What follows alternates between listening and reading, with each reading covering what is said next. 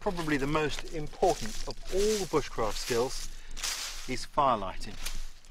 With fire we can dispel the darkness of the forest if we're lost or stranded somewhere or injured, and with it dispel the negative spirits that could come into our mind and plant thoughts of defeat. We can drive away the cold that causes hypothermia, we can purify our water, we can cook our food. It is light where there is darkness. These are the basic principles for lighting a fire. First, try to site your fire where you have access to fuel. Very important. Secondly, clear the ground down to bare earth if possible, so that you are minimizing any risk of creating an uncontrollable fire.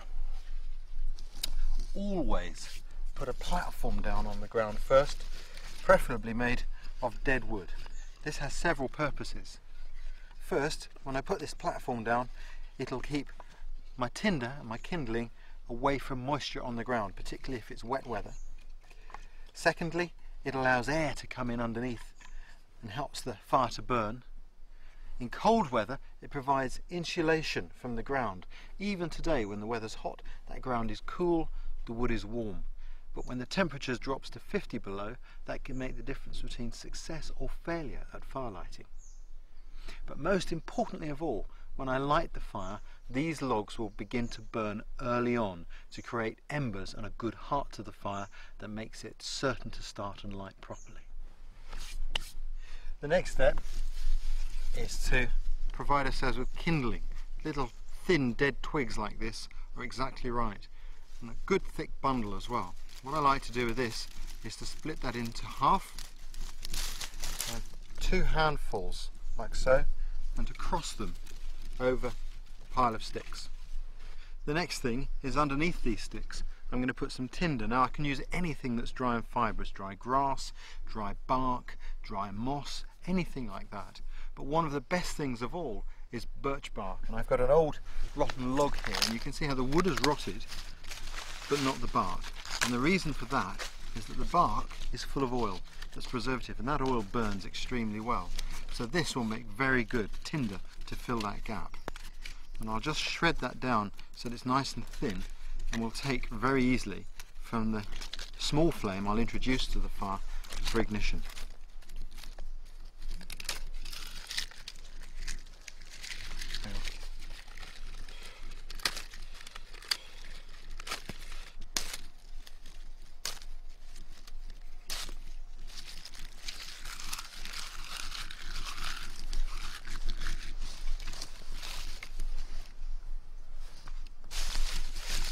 The next thing is to get ready fuel to add to the kindling once I've ignited the kindling. This goes up to little finger thickness. I won't need any more than that for the time being. There's plenty of other thicker fuel within arm's reach that I can just grab as I need it.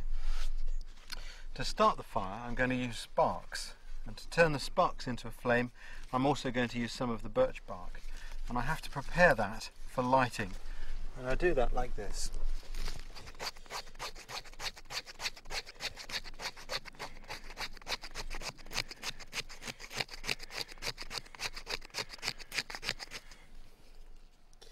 The device I use to ignite the fire is called a fire flash, and it's an alloy of metals that when scraped produces bright white sparks, and you can use this to ignite many different materials. The way I use it is I place it on the bark close to the shavings, and I use the back of my blade close to the point.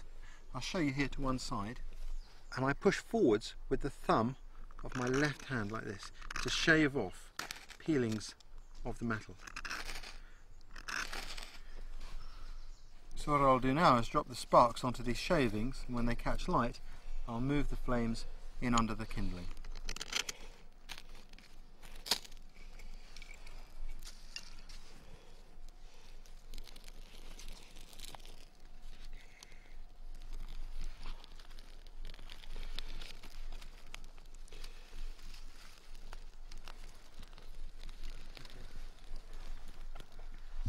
While the fire's lighting, I always put my knife and my fire lighting equipment away. I've got a few moments because my preparation was done properly. Once the flames come through the top, you can add more fuel.